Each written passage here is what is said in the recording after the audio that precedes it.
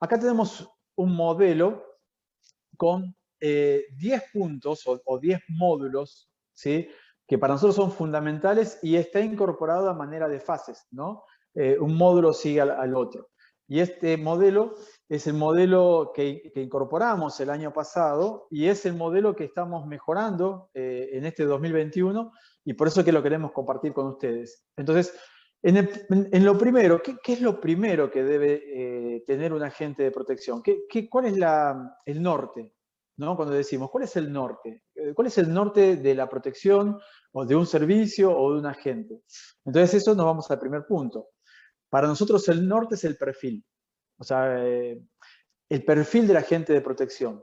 Entonces, porque es el norte, o sea, ¿cuál es el perfil que debemos tener? O sea, nosotros, ¿cómo desarrollamos ese perfil? ¿O cómo se desarrolla un perfil profesional de aquella persona que se dedica a proteger otras personas? Entonces, esto está desarrollado en 3 puntos fundamentales, ¿no? Como sus ejes.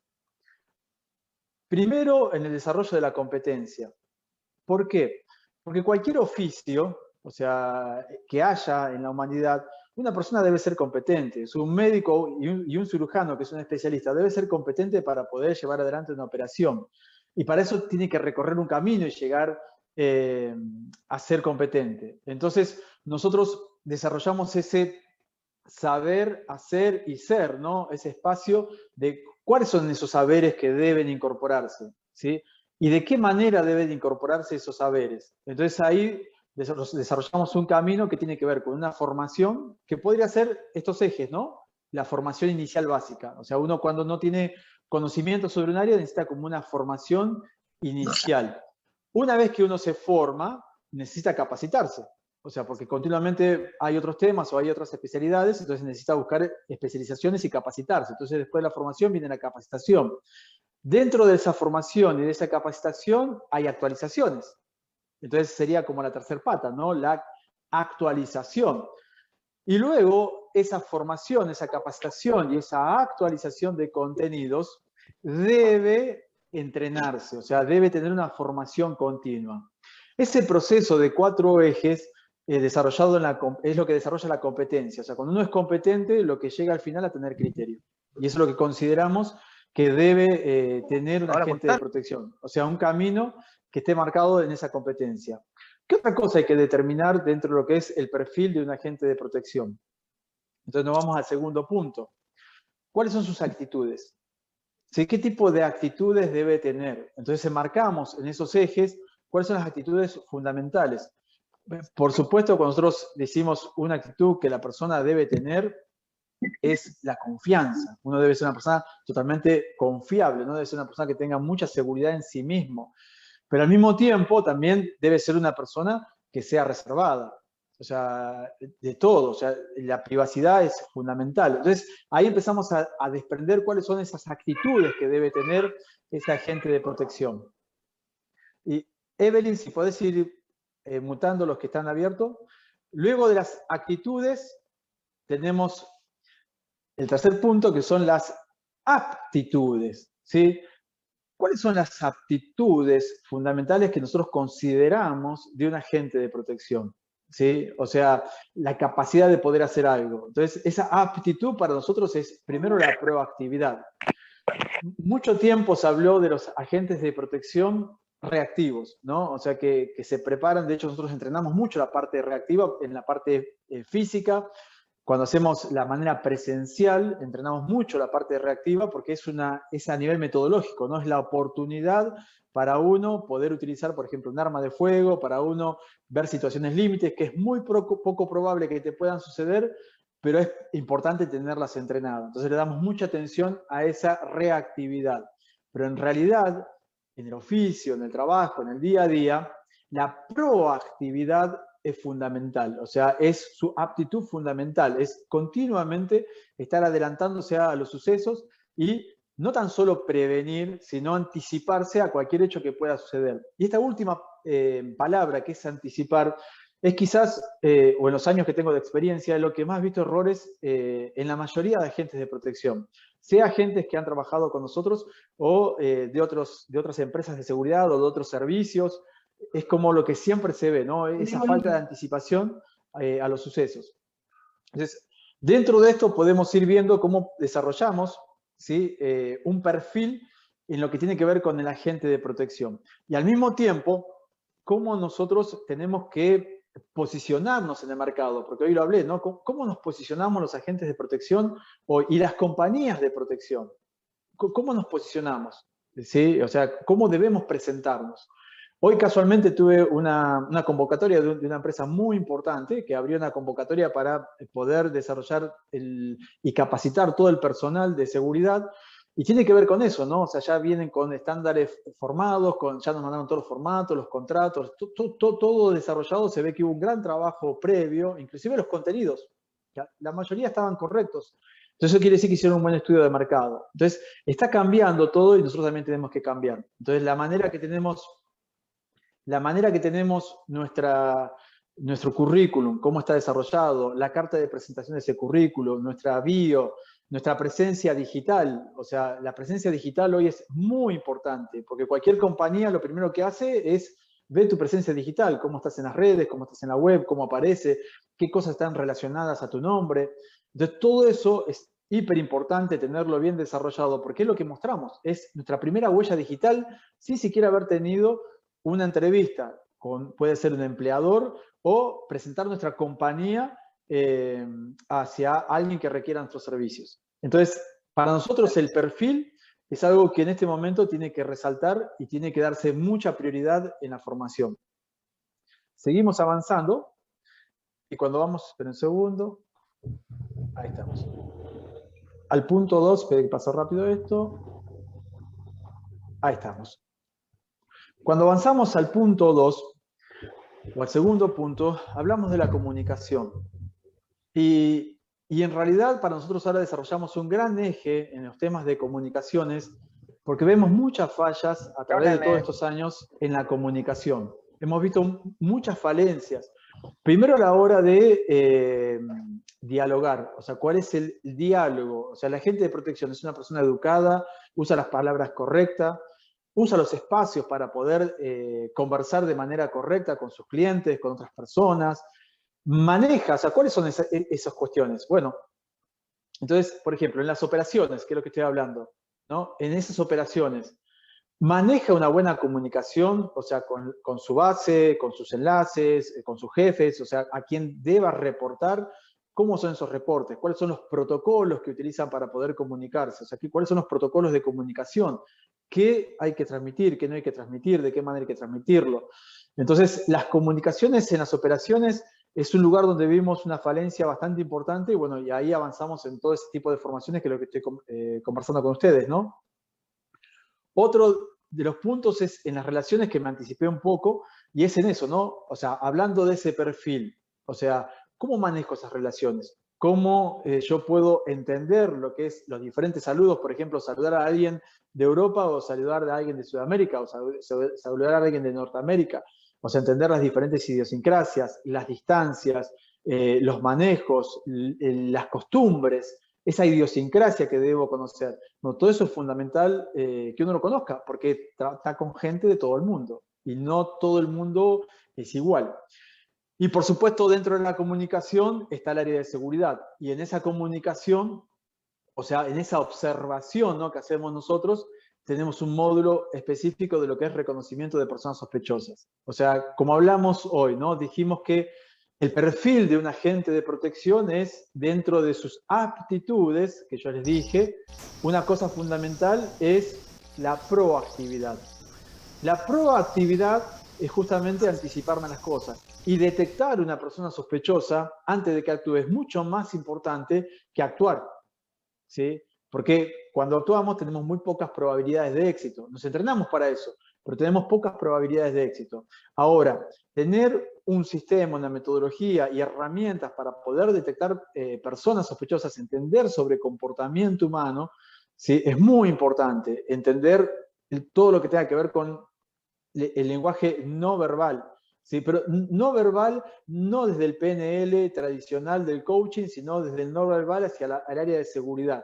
Y específicamente a las conductas sospechosas y todo lo que tenga que ver con ese tipo de actitudes, ¿sí? Actitudes y conductas sospechosas. Entonces, ahí es un punto que desarrollamos muchísimo y, por supuesto, avanzamos. Entonces, para nosotros la comunicación es un segundo eje muy importante en ese perfil de agente de protección. Cuando nos vamos al tercer eje, y fíjese cómo se va encastrando, ¿no? Las materias importantes, las áreas importantes, tiene que ver con la resolución de conflictos. O sea, la mayor cantidad de situaciones se resuelven dialogando, ¿sí? Entonces, pero ¿cómo resuelvo esos conflictos? Y acá lo dividimos también en tres áreas, ¿sí? O sea, entonces tenemos que entender qué es un conflicto y cuáles son sus etapas y cómo influenciar en todas esas etapas. Entonces, entender perfectamente sobre conflictos, pero vamos a lo mismo, conflictos puede haber muchos, puede haber conflictos familiares, conflictos laborales. El asunto que nosotros necesitamos entender los conflictos desde el punto de vista de seguridad. O sea, de qué manera se abordan los conflictos en seguridad, cuáles son los conflictos más comunes que podemos tener, sea con nuestros clientes, sea con la gente que está alrededor de nuestros clientes, sea con personas que son ajenas al servicio. Entonces, todo eso lo tenemos que identificar bastante bien. Seguimos avanzando y vemos sus herramientas. ¿Cuáles son las herramientas para resolver esos conflictos? ¿Sí? O sea, podemos entender lo que es un conflicto, podemos entender las etapas, podemos entender la diversidad que hay de conflictos y cómo abordarlas, pero ¿con qué herramientas o cuáles son las herramientas que yo voy a utilizar para poder desescalar ese conflicto? Entonces, acá abordamos todo un mundo que tiene que ver, por supuesto, con tratar con personas agresivas, con personas alteradas, inclusive, y ahora incorporamos un módulo, si los que me vieron esta semana estuve en absolutamente casi todos los canales de televisión, y una de las cosas que nosotros informamos, inclusive me pidieron del Ministerio de Seguridad si podíamos desarrollar un curso, ¿por qué? Porque tenemos una capacitación que es específica para poder abordar personas con facultades mentales alteradas, ¿no? Entonces, tiene que ver con eso, con qué tipo de herramientas las abordamos. Pero todo esto que estamos hablando, necesitamos un método. O sea, todo ese entendimiento y esas herramientas tienen que estar acopladas dentro de un método progresivo que a mí me permita poder ir detectando y viendo si desescalo, si avanzo y cómo poder ir tomando la decisión más correcta. Entonces, por eso para nosotros la resolución de conflicto es un eje en sí mismo, porque es un mundo. De hecho, el ser humano es conflictivo. Desde la historia de la humanidad es conflictiva. Hoy estamos en un conflicto de intereses entre la salud, ¿sí? la economía y un montón de cuestiones. ¿Sí? Entonces, continuamente el conflicto es parte de nuestra vida. Entonces, para nosotros lo que tenemos que hacer es cómo resolverlo y dentro de cuando aquellos que manejamos compañías de seguridad, cómo lo gestionamos. Bien, ¿qué gestión de conflictos tenemos? Si seguimos avanzando, y en un cuarto módulo, y acá nos metemos en la parte operativa, ¿no? Acá entramos en lo que más nos gusta, la parte operativa, o sea, el entrenamiento, la parte presencial. ¿Qué área es importante dentro del entrenamiento presencial? Cuando nosotros tenemos actividades presenciales. Entonces, en ese círculo de la operación tenemos el entrenamiento físico. Entonces, el entrenamiento físico tiene que ser adecuado, tiene que ser un entrenamiento que sea enfocado en la protección ejecutiva. Entonces, o en la protección de funcionarios, o en la protección familiar, o cualquier área específica que sea de protección. Pero en entrenamiento físico tiene que haber una correlación entre la actividad física y la actividad técnica, ¿sí? Entonces, ¿por qué? Porque eso nos acorta caminos. Cuando nosotros tenemos un entrenamiento físico adecuado, ¿sí? Nos va a permitir ser mucho más eficiente en lo que sea que tengamos que hacer, ¿sí? Sea mover una persona, sea utilizar un arma de fuego, sea simplemente contener un grupo de personas, no importa cuál sea la actividad física que yo tenga que desarrollar, ¿sí? Pero el entrenamiento tiene que haber una correlación entre ese entrenamiento y esa técnica. Entonces, por supuesto, el segundo punto, porque si hablamos del circuito, del círculo de la operación, es la técnica. Y es un círculo, ¿sí? Si yo lo tuviera que dibujar en el aire, serían como 3 círculos en el aire que se juntan en el medio. Tiene que haber una correlación entre uno y otro. Entonces, el área técnica tiene que ver con los protocolos. O sea, ¿cuáles son los protocolos que utilizamos? Acá es donde desarrollamos protocolos y un camino a recorrer. Y acá nosotros siempre, al trabajar ya más de 15 años en cursos de formación en protección, hemos desarrollado métodos y trabajos, fuera que, por supuesto, nosotros desarrollamos un sistema israelí, entrenamos regularmente en Israel y trabajamos con las actualizaciones de Israel, inclusive cada vez que hacemos una actualización de Israel, lo trabajamos directamente con instructores de las IDF, o sea, las Fuerzas de Defensa de Israel, y cuando hay algún protocolo nuevo, inclusive hemos tenido que pedir autorizaciones para poder incorporarlo de manera privada a nosotros, porque ustedes saben que Israel trabaja netamente con las IDF y nosotros trabajamos ligados a ellos. Entonces, esos protocolos son los que definen nuestro accionar. O sea, es lo que tenemos que unificar con cualquier equipo una vez que trabajamos. Entonces, el común denominador que debe tener esos protocolos es que el modelo de movimiento debe ser similar. Porque muchas veces, la verdad que no veo demasiado otras formaciones o otras cosas que hacen, pero sí he visto muchas cosas o algunos videos que me han pasado de YouTube, algunas cosas que uno puede llegar a ver. Y lo que veo a veces son diferentes procedimientos que cada uno por sí mismo pueden ser muy buenos, o sea, no es que estén mal, pero se ve que no hay una columna vertebral.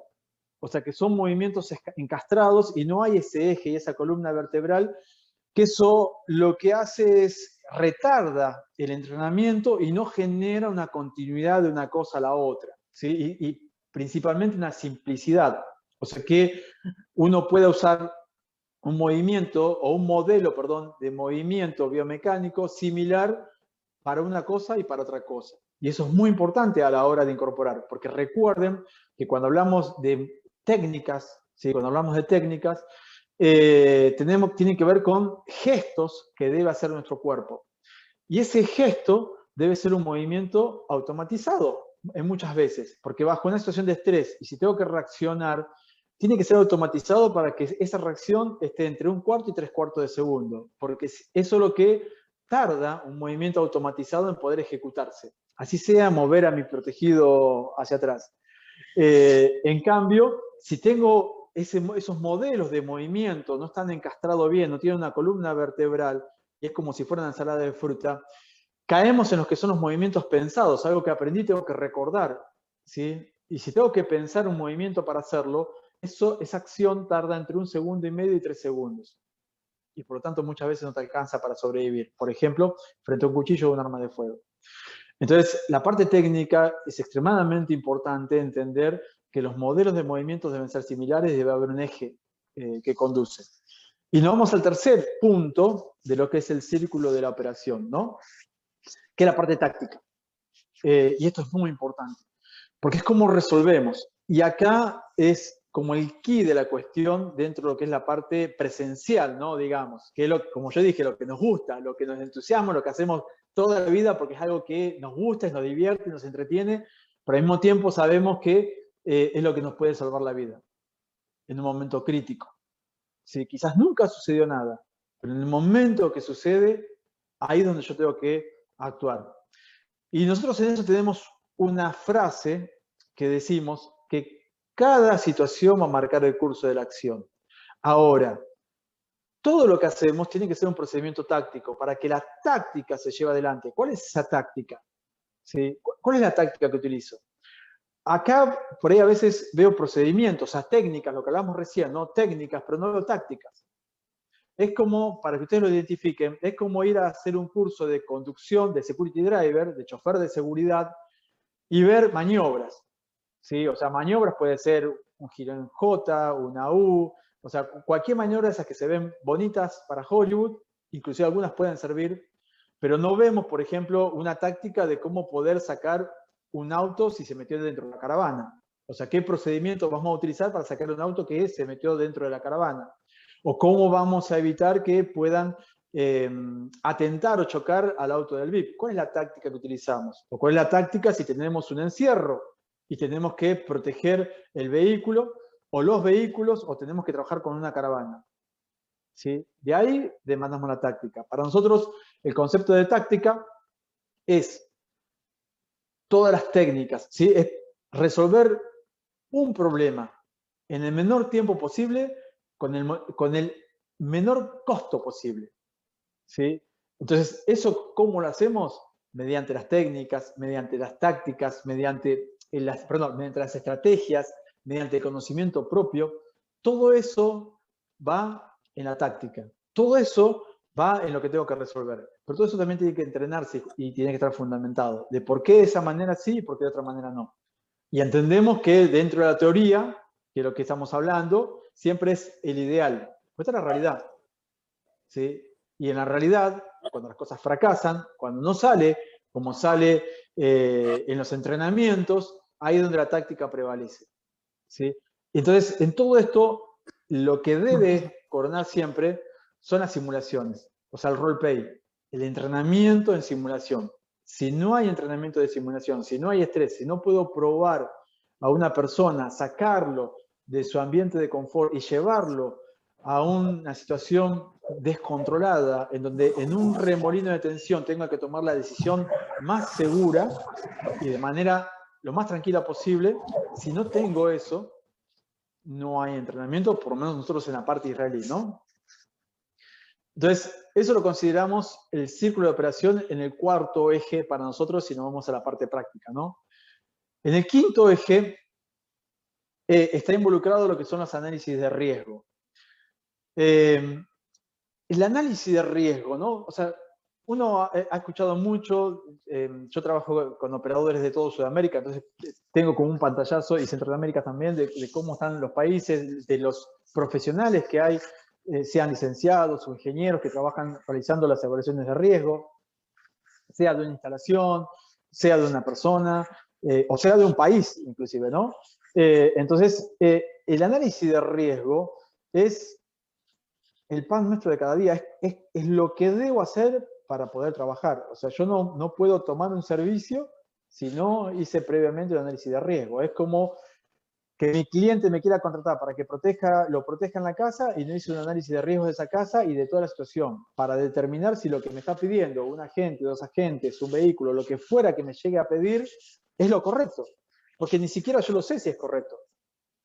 ¿Sí? El otro día estaba en un country, justamente hablando sobre lo que era la evaluación de riesgo, por un incidente que salió en los medios, fue bastante importante, uno de los countries más importantes de Argentina, y cuando estaba con la comisión, yo le decía, o sea, ni siquiera yo sé cuáles son los riesgos de este lugar. O sea, hasta que no vengan los profesionales, hasta que no evaluemos, hasta que no se lleve todo a un proceso científico y veamos los resultados, hay un montón de cosas que no las vamos a poder ver. Entonces, todo debe estar en un análisis de riesgo. Ahora, ¿cuáles son esos puntos que tenemos que ver? Primero vamos a aclarar algunas cuestiones, ¿no? Nosotros trabajamos en función del peligro. Peligro es todo lo que pueda dañarnos, ¿no? Sea a las personas o a un bien. Entonces, a eso denominamos peligro. Entonces, nosotros lo que tenemos que identificar es cuál es ese riesgo de que ese daño pueda ocasionarse y que sea probable que se ocasione. Entonces, ahí necesitamos dividir en dos partes fundamentales que a veces no se entiende, y esto me ha pasado muchas veces en los cursos, entender las vulnerabilidades, o sea, cuál es mi vulnerabilidad, mi punto flojo, mío mismo, ¿no? Entender mío mismo, de un equipo, de integrantes, de una instalación o de un sistema de seguridad. ¿Y cuáles son las amenazas? ¿Sí? O sea, ¿qué quiere amenazar o qué puede generar peligro sobre mi persona, sobre otras personas, sobre mi cliente, sobre las instalaciones? Entonces, entender y poder identificar realmente el peligro y poder separar bien el riesgo en lo que son las vulnerabilidades y las amenazas es el inicio de cualquier plan de seguridad que quiera llevar adelante. Porque a partir de ahí va a ser todas las contramedidas que yo vaya a desarrollar. De hecho, cuando yo tengo un servicio de protección, y todos son diferentes, todos tienen sus particularidades y todos tienen riesgos diferentes, yo al evaluar y hacer esa evaluación de riesgo y tener esas amenazas por un lado y esas vulnerabilidades, automáticamente me va a dar cuál es el plan de acción y como les dije recién, las contramedidas para cada uno, y voy a preparar a mi equipo en función de eso. El entrenamiento adecuado, ese entrenamiento físico, técnico y táctico, el círculo de la operación, va a estar dado en esos resultados. Ahí me voy a basar en el entrenamiento. ¿sí? Entonces, ¿qué otro punto es importante a la hora? El tipo de métodos que utilizamos. Lo que hemos nosotros detectado es que en Sudamérica muchas veces hay métodos o análisis, los métodos que se utilizan para hacer análisis de riesgos ya son obsoletos. Y muchas veces en esos métodos nosotros lo que identificamos es que los especialistas están muy bien o son muy profesionales para poder desarrollar análisis de riesgo con métodos en lo que tiene que ver con la parte de safety, o sea, todo lo que tenga que ver con daños no intencionales, ¿no? Como incendios, catástrofes, cortes eléctricos, porque hay muchas normas y hay principalmente las empresas petroleras o grandes industrias, o sea, hay mucho desarrollo y mucha profesionalidad ahí, y al mismo tiempo analizamos las licenciaturas que hay en seguridad, ¿no? A ver qué desarrollan las licenciaturas o diplomaturas en seguridad, qué desarrollan en los análisis de riesgo. Y ahí nos damos cuenta que tenemos poco sobre el security. O sea, ¿qué quiere decir? Las amenazas intencionales, ¿sí? O sea, que involucra, ¿sí?, el análisis criminal, el HUMIN, o sea, lo que tiene que ver con el trabajo encubierto, que lo vamos a ver más adelante, o sea, todo lo que tenga que ver con las amenazas intencionales, o sea, los daños intencionales. Inclusive los profesionales ahí, a mí me ha tocado varias cuestiones en donde vemos que ahí los métodos, ¿sí? ¿Cuál es el método para trabajar y de dónde se saca esa información? ¿Sí? ¿De dónde sacamos esa información? ¿De dónde sacamos el mapa de un delito? ¿De la web? ¿Tenemos información? ¿Tenemos gente preparada para ir y averiguar alrededor y recaudar datos para transformarlos en información real? Entonces, ahí es donde encontramos una falencia bastante importante. Seguimos avanzando, espera un segundo. Y otras cuestiones que nos encontramos también, o que vemos que hay muchas falencias en los servicios de protección, y eso tiene que ver no con el agente de protección, sino con quien presenta una evaluación de riesgo, quien presenta o quien quiere justificar incorporar más personal o más equipamiento o más tecnología o más logística, que es en las presentaciones. O sea, muchas veces en las presentaciones se equivocan. Arman una Biblia, con una presentación tiene que ser 3 hojas, 2 hojas, con lo más importantes. Después lo puedo fundamentar. Después puedo poner el material de soporte con todas las fundamentaciones. Pero la presentación es crítica. O sea, la manera en que yo presento algo que tiene que ver con las necesidades, ¿no? Con el riesgo real que está marcado entre las amenazas intencionales y las no intencionales. Eso es muy importante tenerlos en cuenta. Y es algo que muchas veces no se da atención. Entonces, la parte de análisis de riesgo orientado específicamente al área de protección es algo que vimos también mucha falencia y es algo que empezamos a trabajar y desarrollar de manera mucho más amplia. Nos vamos al 6º eje y tiene que ver con la planificación de misiones. Como ustedes van viendo, se va encastrando y se va llevando adelante lo que es una formación, ¿sí? O sea, cómo tenemos que ir avanzando o lo que consideramos nosotros que es una correcta formación, sea para alguien que inicia o sea para alguien que ya está, que hace muchísimos años trabajando. ¿Y por qué digo muchísimos años trabajando? Porque cada misión que tengo, no importa si la misión es llevar del aeropuerto al hotel a alguien, o sacarlo del hotel y llevarlo a un restaurante, o simplemente generar un evento particular, o la misión que tenga, o sea, requiere una planificación, y ahí es donde también se ven bastantes falencias y donde estamos trabajando. Entonces, entender cuál es ese proceso de la misión, o sea, que tiene que ver con poder primero determinar, o sea, una valoración de la situación, o sea, entender realmente, por supuesto que eso le da mucho la experiencia, la valoración de qué es lo que necesito para esa misión, ¿sí? Porque muchas veces los clientes nos piden cosas a nosotros, pero tenemos que ver si lo que nos piden es correcto. Y para eso estamos nosotros, para poder asesorarlos, para poder decir, sí, yo te recomiendo esto, yo quiero esto, Por más que después él me termine diciendo que no, y decidiremos si hacemos o no esa operación adelante, pero necesitamos tener un criterio de valoración de esa situación, para a partir de ahí sí poder analizar los puntos fundamentales que necesito para poder llevar adelante esa misión, y a partir de ahí llevarla adelante, que sería la tercera etapa, ¿no? O sea, llevar adelante toda esa misión, y que eso me dé la experiencia necesaria para poder ir avanzando y mejorando cada una. Porque ahí es donde mejoramos los protocolos de seguridad, ahí es donde mejoramos los protocolos de comunicación, ahí es donde mejoramos las planificaciones, ahí es donde mejoramos la tecnología que utilizamos, ahí es donde mejoramos absolutamente todo. Ahí es donde determinamos la logística que utilizamos, si fuera correcta o no. Entonces, en el último punto, y por eso hablamos de un proceso de la misión, es muy importante el feedback. O sea, recibir de los operadores su devolución, dar nosotros nuestra devolución, hacer las devoluciones con el cliente o con los proveedores. O sea, todo eso muchas veces queda en el aire. O sea, se preocupan mucho por tener el objetivo. Lo tienen, van, trabajan, que salga todo bien. Y listo, terminó, cansado, ya nos fuimos.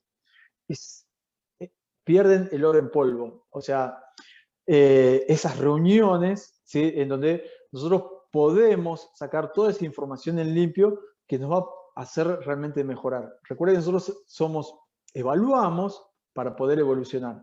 Siempre es ese proceso de evaluación y evolución. ¿Sí? Si no hay evaluación, no puede haber evolución. Seguimos avanzando en esa planificación de misiones y tenemos las planificaciones de ruta.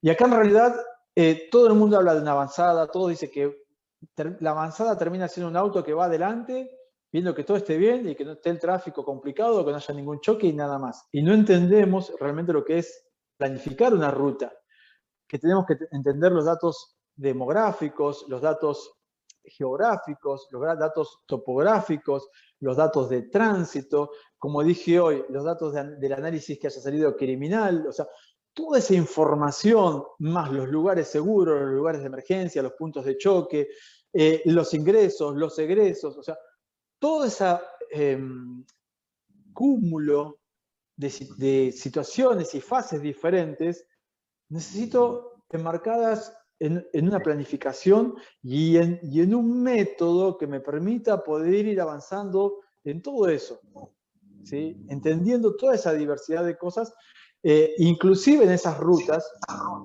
Muchas veces uno cuando dice, bueno, ruta primaria, ruta secundaria, ruta terciaria, entender que debe haber comunicaciones, ¿sí? Cómo son esas comunicaciones, cómo se planifica, en función de qué se planifica, ¿sí? Y todo eso es fundamental y es cuando nosotros damos planificación de ruta, cuando damos los cursos y damos planificaciones de ruta, vemos que ahí es algo que cuesta bastante y es hiper importante. Porque ahí es donde nosotros tenemos que prever todo. O sea, por supuesto ahí están los servicios adelantados, los servicios previos, todo ese tipo de cuestiones. Pero todo eso va para hacer una correcta planificación de ruta. No es simplemente mandar gente a que vaya antes de hacer los recorridos y que vea que todo esté correcto o que revisen un lugar. ¿Sí? Tiene que ver con un método específico para poder ver qué hacer y de qué manera hacerlo. Bien. Todo esto nos lleva que para generar la planificación de seguridad, necesito un plan integral de seguridad. ¿Sí? Que en ese plan integral esté todo involucrado, ¿sí? De manera coordinada y sencilla, el trabajo con el cliente o con la secretaria o con la empresa que está intermediaria, con el jefe de seguridad, con el coordinador, con el enlace que haya, con los operadores de seguridad, sean los security drivers o los choferes de seguridad, con el cliente. Ahí tenemos un apartado muy importante con los clientes, porque los clientes nos vuelven locos y necesitamos poder anticiparnos, como dije la primera palabra al principio, y con toda esa estructura de planificación que armé, inclusive que llegue fácil, sea en papel o sea de manera digital o sea por mapas en tiempo real o todos los dispositivos que tenga para manejarme, que hoy se maneja todo en tiempo real, por supuesto, ¿no? Inclusive el monitoreo. Entonces, todo eso demanda un plan integral de seguridad que debe estar perfectamente manejado y, por supuesto, de manera segura. Entonces, para nosotros, la planificación de misiones es un eje fundamental. Seguimos avanzando, y ya nos queda menos, las áreas de inteligencia y contrainteligencia. Y como vengo diciendo últimamente, gracias a Dios, esta pandemia, creo que esto ha sido la pandemia, en lo particular, ha generado que la gente se interese y vaya a ver lo que es esto de inteligencia, contrainteligencia, porque nosotros empezamos con estas áreas hace poco más de 12 años atrás, ¿sí? Buscamos especialistas para poder trabajar estas áreas y desarrollamos las áreas de inteligencia y contrainteligencia, y nos llevó un proceso poder entender de que es muy diferente manejar la inteligencia dentro de un servicio de inteligencia, por ejemplo, del Estado. O sea, nosotros somos, en Argentina es un país federal, entonces tenemos servicios de inteligencia a nivel provincial y servicios de inteligencia a nivel nacional, a lo que tiene que ver con la inteligencia dentro de la protección ejecutiva, que muchas veces son cuestiones diferentes. O sea, hay áreas diferentes, tramos diferentes, inclusive legislaciones diferentes, ¿sí? Trabajamos en ámbitos diferentes. Entonces, cuando hablamos de inteligencia o contrainteligencia, tiene que ser desde el punto de vista de seguridad, pero es la información, es lo que me tengo que basar todo, si no todo lo anterior no sirve de nada. Entonces, si avanzamos, tenemos que entender la inteligencia y sus procesos, por supuesto, para entender todo ese circuito y todo ese ciclo que hay, para ver si realmente toda cosa o toda decisión está tomada en función de esa información. O sea, si la información es correcta, y al mismo tiempo, cuando entiendo todo eso, quiero ver cómo protejo la información que yo manejo, cómo protejo la información. Ahí tiene que ver con los convenios de confidencialidad, que hagamos con nuestros proveedores, que hagamos con nuestros agentes, que hagamos con el cliente, porque muchas veces hemos tenido problemas con nuestros agentes, que por ahí cuentan o dicen cosas que no deben decir, pero muchas veces lo dicen los clientes, ¿sí? Entonces, todo eso tiene que estar previsto antes, ¿sí? Pero para ahí tenemos que entender perfectamente el ciclo y la importancia de todo lo que tiene que ver con la inteligencia. Por supuesto, de la inteligencia se demanda lo que es la vigilancia, contravigilancia o antivigilancia. Entonces, si hay algo que hemos visto en estos últimos años, es que cada vez menos los empresarios o la gente que recurre a servicios de protección, inclusive funcionarios públicos, se ve muchísimo, no quieren servicios, no quieren agentes, no quiere gente alrededor, no quiere mucha protección. Es más, en muchos casos ya le cae mal tener agentes de protección. Y mucho hemos hecho nosotros, ¿no? No lo digo de mi parte, pero muchos han hecho los servicios de que al tener una mala formación han mostrado una mala imagen, ¿no? Entonces, cuando nosotros trabajamos en vigilancia o contravigilancia, o sea, quiénes nos vigilan o a quiénes vigilamos, muchos de los servicios podemos trabajarlo como satélites, o sea, poder trabajar alrededor, trabajar de manera imperceptible. Hoy, por ejemplo, a la tarde, estaba conversando con el jefe de seguridad de un equipo, ¿no? de Paraguay, y él me decía, o sea, estábamos conversando por algunos temas que estábamos llevando adelante, y como estamos iniciando, ¿no? Con todo un proceso y todo un trabajo de auditoría, con todo su equipo y las compañías que ellos están protegiendo, me decían, bueno, nosotros trabajamos así, con esta ropa, o sea, con la ropa de la compañía. Ellos trabajan con la misma ropa que trabaja toda la gente de esa compañía, donde está el dueño, el presidente de esa compañía, que es a quien le dan protección. Ellos trabajan así, con los vehículos de la compañía, con la ropa de la compañía, porque la persona no quiere, o sea, quiere que sean imperceptibles y aparte por una cuestión estratégica de donde se manejan. Hay agentes en varios lados y muchas veces son operarios, no son operarios, por supuesto, están con los operarios de ciertas empresas. Entonces, es muy importante entender que las áreas de vigilancia, contravigilancia o antivigilancia son cruciales y son determinantes. Hoy decíamos, ¿no? Cuando hablábamos de comunicación, que detectar personas sospechosas es un eje muy importante. Ahora, si yo puedo detectar, ¿sí? a algún delator de tensión o alguna conducta o actitud que me puede ser sospechosa, lo estoy haciendo desde adentro. Y desde adentro mi función, desde el primer anillo de seguridad, es proteger a la o las personas con las que estoy. Entonces necesito que se vea de afuera. Necesito que salga de ese anillo y tener ojos por fuera y entender ese trabajo en equipo. Y ahí es donde trabajamos estas áreas, ¿no? Y que debe estar preparados para esto. Y uno de los graves problemas que siempre se ven es el human. Human es inteligencia humana. Es lo que llamamos propiamente topos. Alguien que esté dentro de una compañía sacando información, alguien que esté dentro de mi propio equipo que pueda sacar información. O sea, alguien que yo deba incorporar, como dije hoy, para conseguir información y desde todos los puntos de vista. Entonces, sabemos que el human es una disciplina en sí misma y es fundamental. Si no entiendo cómo genere, cómo trabaja el human, primero que no lo voy a poder detectar y soy vulnerable, y segundo que no lo voy a poder utilizar como una herramienta para poder conseguir lo que necesito. ¿Qué es lo que necesito en inteligencia? Es información. ¿Sí? La información no es más que un dato que está chequeado, o sea, que está corroborado que es así. Y de ahí manejamos todo. Entonces, para nosotros, la inteligencia es un eje fundamental y que nos basamos todos los servicios en esto. O sea, continuamente, yo necesito poder chequear, nosotros le recomendamos continuamente a nuestros clientes, tiene que hacer un negocio perfecto, tiene que hacer un análisis de inteligencia de con quién va a hacer ese negocio. Necesitamos una radiografía de con quién se va a reunir para poder presentar un informe de vuelta. Le presentamos una Biblia, le presentamos corto una hoja en donde si vemos algo que nos llama la atención, se lo vamos a comunicar. Y si no, no. Entonces, eso es fundamental. Desde ahí hasta poder blindar todas las comunicaciones, celulares, dispositivos electrónicos, sus redes sociales. Hay algo que hoy no se da atención que tiene que ver con la ciberinteligencia, ¿no? O sea, el blindaje digital. O sea, entender el blindaje digital para grandes compañías, si no están blindadas digitalmente, ¿cómo salen a correr si hay una noticia que puede fundir esa compañía o que puede perder el prestigio de esa compañía? ¿Sí? Hoy no estamos manejando, estamos todos reunidos acá por la tecnología, vía internet, por una red social. Acá tenemos ahí una red social que es Facebook Live, que estamos en vivo. O sea, ¿cómo protegemos esa imagen digital de nuestros clientes?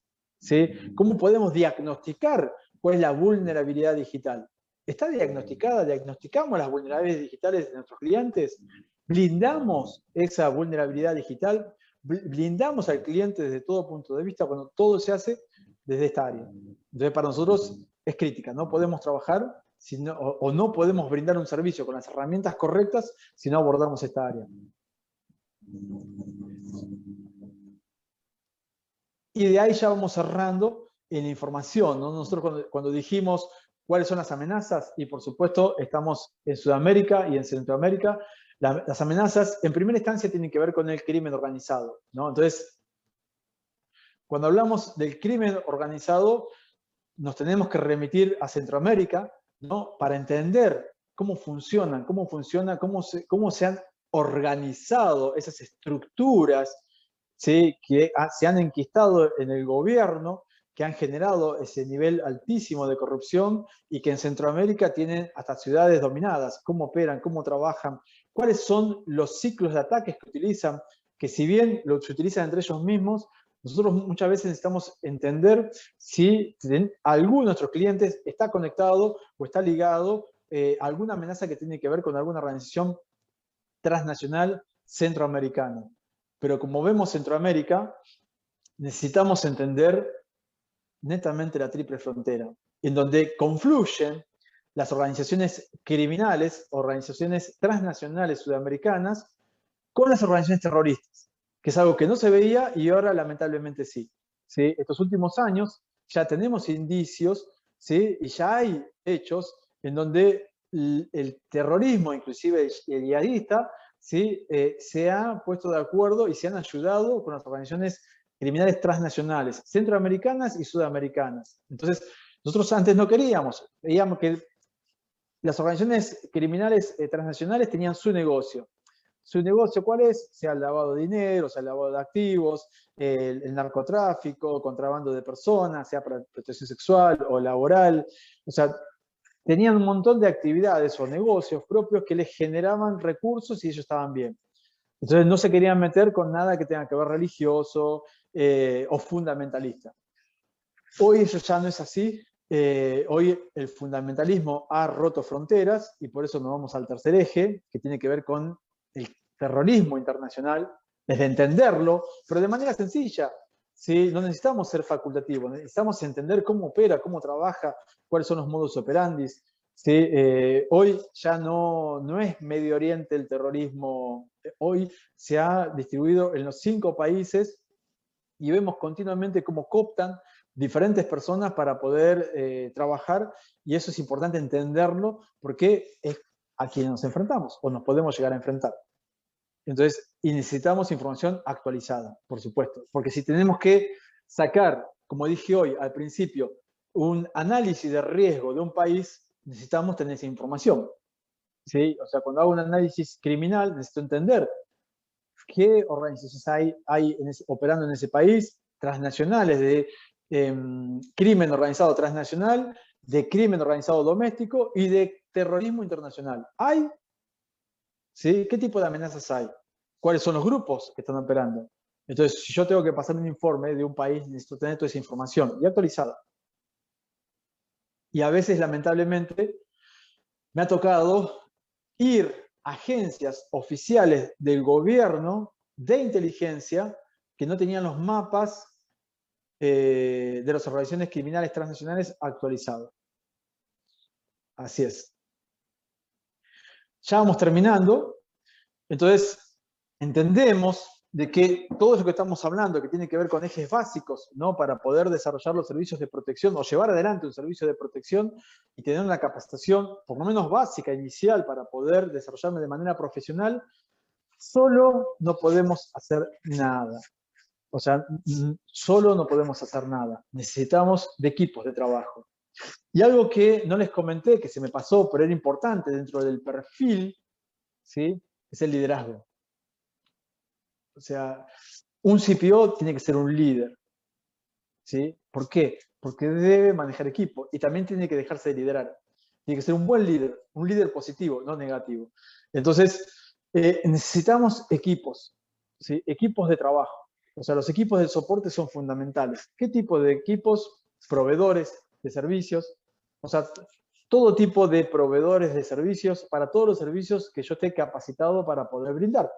En función de la mayor cantidad de servicios que puedo brindar, va a ser la importancia que tenga mi compañía o de cómo me voy a desarrollar. Entonces, los proveedores son muy importantes. ¿Y qué es lo que podemos identificar? Y cuando hablo con colegas alrededor del mundo, vemos como común denominador que muchos usan proveedores que no están chequeados. O sea que cuando hablamos de un proveedor, tiene que estar chequeado. Yo tengo que haberlo visto, tengo que haber entrevistado, tengo que haber trabajado, tengo que saber perfectamente con quién trabajo. ¿Sí? Sí, me va a brindar seguridad. Y a veces eso no sucede. Los equipos de apoyo. O sea, ¿qué tipos de apoyo? Como dije hoy, necesitamos equipos de apoyo de inteligencia, equipos de apoyo de comunicaciones, equipos de soporte en lo que tiene que ver con la bioseguridad, que hoy se utiliza muchísimo, más allá de que estamos trabajando, por supuesto, hoy toda la parte de bioseguridad, que es lo último que vamos a ver. Entonces, los equipos de apoyo son fundamentales, ¿sí? Necesito entender cómo y de qué manera puedo trabajar con esos equipos de apoyo. Seguimos avanzando. Espera que se me fue. Ahora sí. Y las alianzas. Entonces, ¿por qué dejamos alianzas para el final? Porque gracias a Dios y otras cosas que hoy estoy viendo de manera positiva, como les dije, veo de manera positiva de que se esté tocando el área de inteligencia dentro de lo que son los servicios de protección, y eso me parece realmente excepcional. Quiere decir que esas personas van por buen camino. Otras cosas que veo es que ya no hay confrontación entre compañías, o sea, o no hay tantas, o sea, lo que llamamos competencia.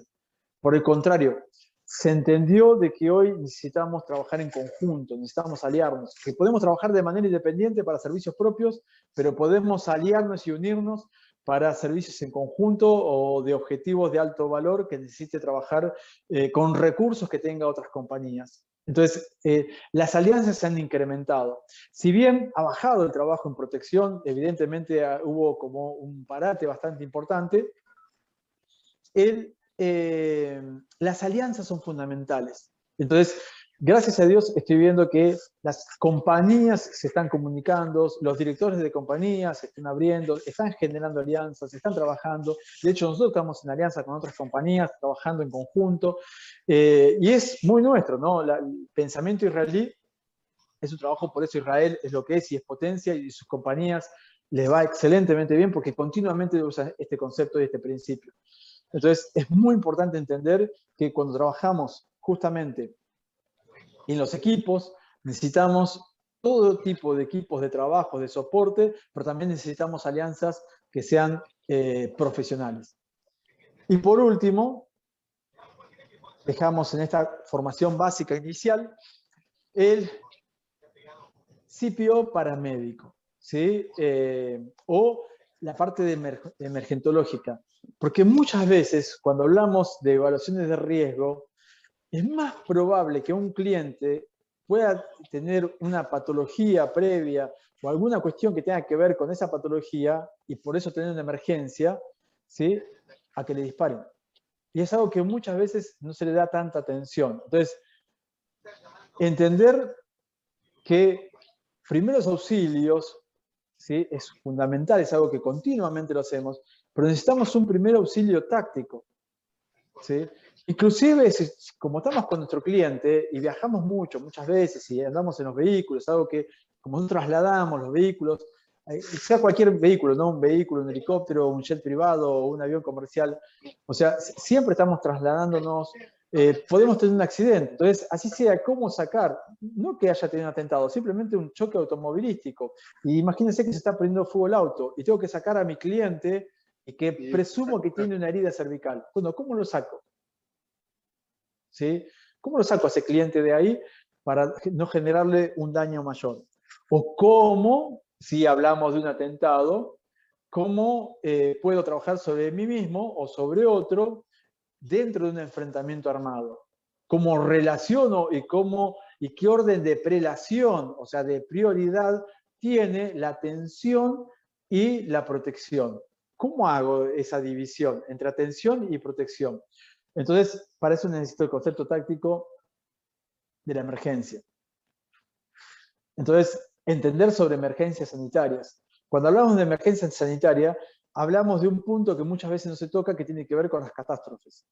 Nosotros, y lo vivimos en carne propia, yo soy de La Plata, la ciudad de La Plata, de hecho, en este momento estoy hablando desde la ciudad de La Plata, Buenos Aires, y acá tuvimos una emergencia muy grande en donde llovió 253 milímetros en 3 horas y se inundó inclusive en lugares hasta 2 metros. O sea, quiere decir que tapó toda la casa y un montón de gente murió. Más de 300 personas murieron, o sea, ahogadas. Entonces, al otro día, cuando nos levantamos, que todas las calles estaban llenas de cosas, todas llenas de barro, muebles, inclusive gente muerta tirada en la calle, lo primero que hice, mientras iba a ver a mi familia, porque no había comunicaciones, en la noche se habían cortado todas las comunicaciones, fue a ir al supermercado y comprar agua, de lo poco que quedaba en los supermercados. Y lo bien que hice, eso me lo dio la formación, porque tengo hijos chicos, o tenía en ese momento hijos chicos, sí, ellos son grandes, son adolescentes, pero en ese momento eran chicos, necesitamos agua, que el agua por supuesto se había cortado, y fue lo primero que faltó, agua. Y en venir la ayuda del Estado en ese momento tardó 4 días en que vengan los camiones con agua. En 4 días, en el día se acabar el agua de los supermercados, ¿sí? Y empezamos a restringirla y empezamos a trabajar. Entonces, es muy importante entender la dinámica de las emergencias sanitarias. Así sea, ya le digo, en algo que no tiene que ver con atentado, tiene que ver con un desastre natural.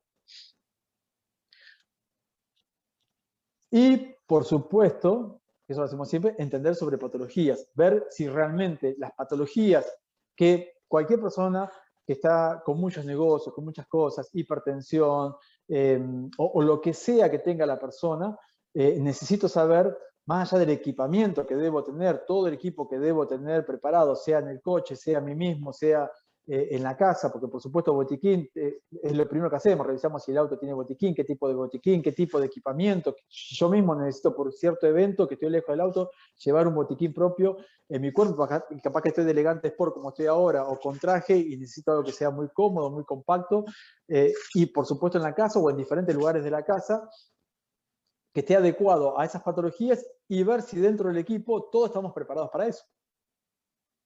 ¿Sí? Eso es fundamental, porque como les dije, es mucho más probable, ¿sí?, que tenga una emergencia por una patología a que tenga un enfrentamiento armado. Entonces, todo esto es fundamental y lo tenemos que tener como el pan nuestro de cada día. Y con esto termino esta pequeña presentación que pasamos para entender lo que nosotros consideramos una formación básica y profesional para un agente de protección, mirando el norte hacia dónde vamos y entendiendo de cuáles son todos estos ejes y por supuesto el desarrollo profundo de cada uno para poder de ahí brindar servicios de alto nivel y principalmente ser competitivos en este mercado